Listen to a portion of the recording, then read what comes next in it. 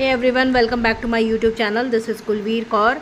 Hope so कि आपकी preparation जो है फेस्टिवल्स के टाइम पे भी बहुत अच्छे से चल रही होगी और थोड़ा बहुत हम रिवाइज़ करते चलेंगे अपनी चीज़ों को। तो आज डिस्कस कर लेते हैं सोनेट नंबर 29 के कुछ फैक्ट्स को। ठीक है, सोनेट नंबर 29 तो ये लिखी किसके द्वारा गई है? तो ये विलियम शेक्सपियर के द्वारा लिखी गई है। अब तक तो आपको पता ही होगा किसको डेडिकेट है। हमें पता है कि 1 से लेकर के सोनेट नंबर 124 तक जो भी सोनेट्स लिखी गई हैं वो सारी की सारी फेयर यूथ को डेडिकेटेड है, मिस्टर WH को डेडिकेटेड है। तो ये भी आपकी जो सोनेट है ये डेडिकेटेड है फेयर यूथ को। ठीक है, पब्लिश कब हुई थी? ये तो पब्लिश हुई थी सोनेट्स नाम के कलेक्शन में 1609 पे सोनेट्स नाम का इनका कलेक्शन आया था, जिसमें इनकी सारी मतलब सोनेट्स पब्लिश हुई थी।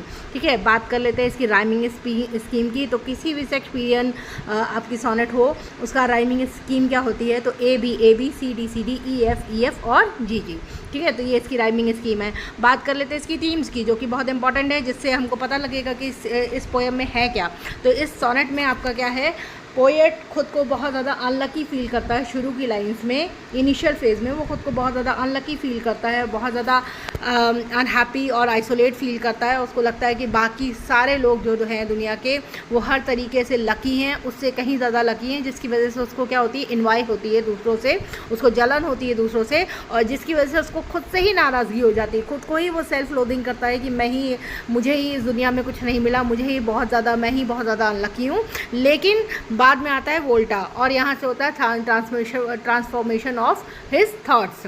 यहाँ से ट्रांसफॉर्मेशन ऑफ हिज थॉट्स होता है, जिसमें वो याद करता है अपने बिलवर्ड को, और फिर उसके बाद वो खुद को इतना ज़्यादा पॉजिटिव फील करता है, इतना ज़्यादा अच्छा फील करता है अपने बारे में, इतना ज़्यादा लकी फील करता है खुद को कि वो खुद को किंग से भी ज़्यादा रिच मानने लग जाता है। और वो याद करता है कि उसके बिलवर्ड के होते हुए उसको ये चीज़ फील करने की ज़रूरत ही नहीं है कि वो किसी भी मामले में अनलकी है। ठीक है, तो यही इस सोनेट की थीम है आपकी। और इस सोनेट की लाइंस भी बहुत इंपॉर्टेंट हैं। कई बार आपसे ये लाइंस पूछी जाती हैं और पूरे चांसेस हैं कि अल्टी ग्रेड के पेपर में आपसे इससे रिलेटेड कोई ना कोई लाइंस आपसे पूछ ली जाए।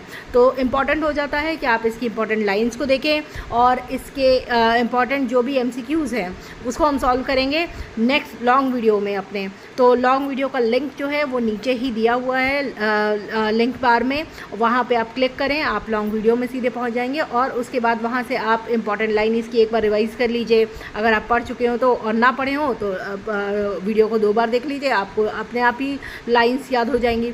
इसको रिवाइज़ करके और फिर इसके MCQ सॉल्व कर लीजिए।